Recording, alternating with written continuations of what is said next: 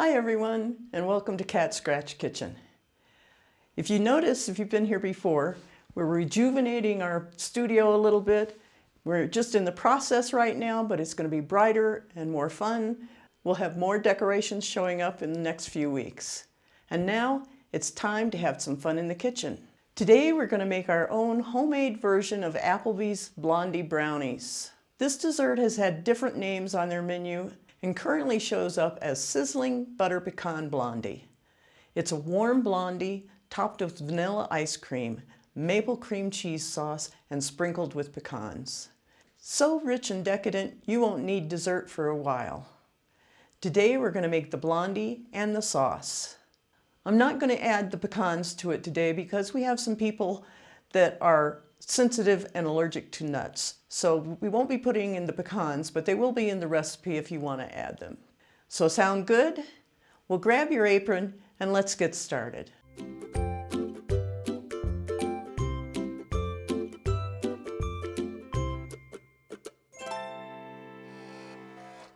First thing we want to do is grease an 8x8 pan and turn on our oven to 350 degrees to preheat. Now, in a large bowl, we're going to add 2 cups of brown sugar and 10 tablespoons of melted butter. And we're going to blend these up and cream the sugar into the butter.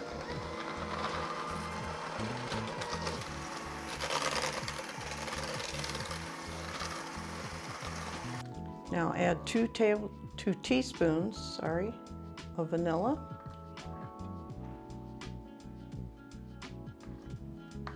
And 2 eggs.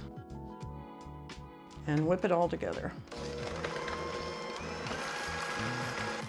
Once it's all whipped together, and set it aside for a second. Get a medium-sized bowl. We're going to add 2 cups of flour. Mix up our dry ingredients. Then we have a teaspoon of baking powder, a 1/4 teaspoon of baking soda, and a 1/2 teaspoon of salt. And we're just going to whisk all that together so that it's well combined. Now this is the real technique for mixing up something like brownies or cakes, is mixing the wet ingredients and then adding the dry ingredients. But if you really want to and you mix it really well, there's no reason why you can't just do it all in one bowl. So now we want to add our dry ingredients to our wet ingredients and mix it together until it's all combined.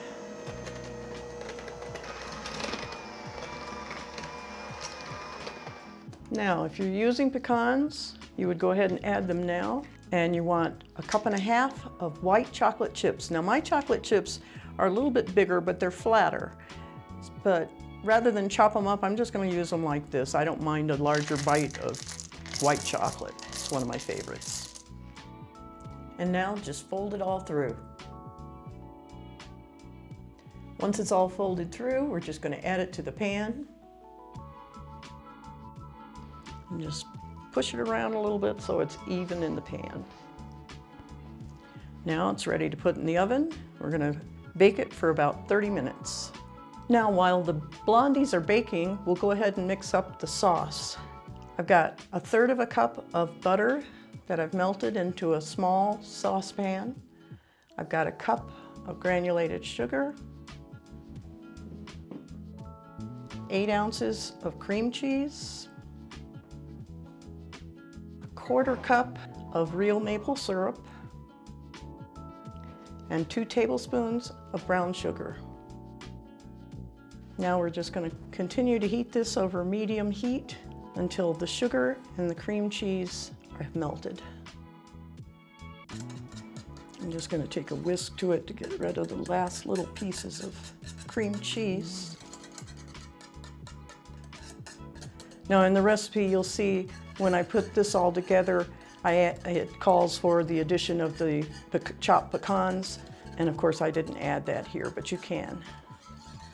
Okay, our sauce is all set.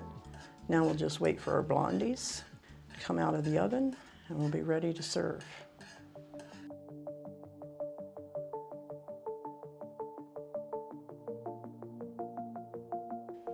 Thanks for joining us in the kitchen today.